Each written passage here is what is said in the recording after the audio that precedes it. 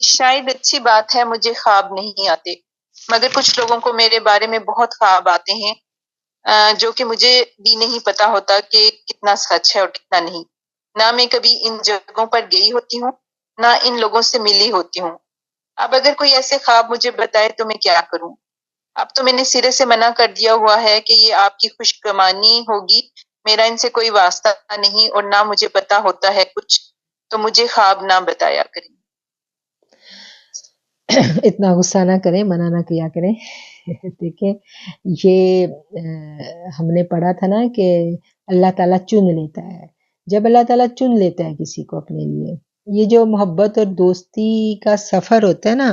یہ اللہ کی طرف سے ہوتا ہے، یہ اللہ چنتا ہے بندے، اس میں بندے کا اپنا کوئی کمال نہیں ہوتا۔ اللہ نے جن کو منتخب کر لیا ہوتا ہے، پھر غیر محسوس طریقے سے ان کی تربیت شروع ہو جاتی ہے، اور کسی نہ کسی بندے کے ذریعے آپ کو اللہ تعالیٰ مختلف پیغامات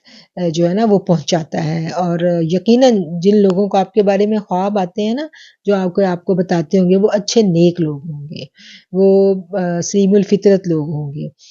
وہ پازیٹیو لوگ ہوں گے، جن کو اللہ تعالیٰ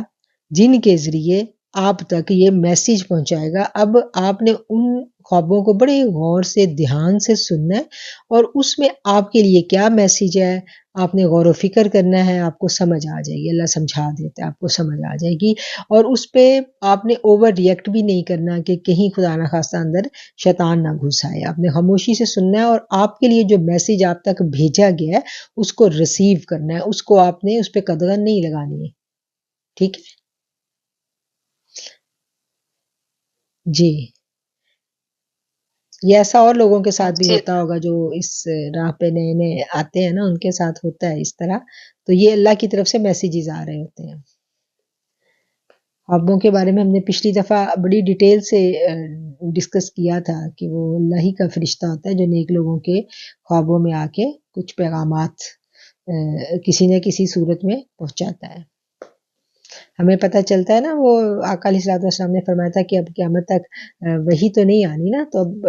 بس یہ اچھے سچے خواب ہی ہیں جو اس سلسلے میں اللہ کے نیک بندوں کی رہنمائی کریں گے۔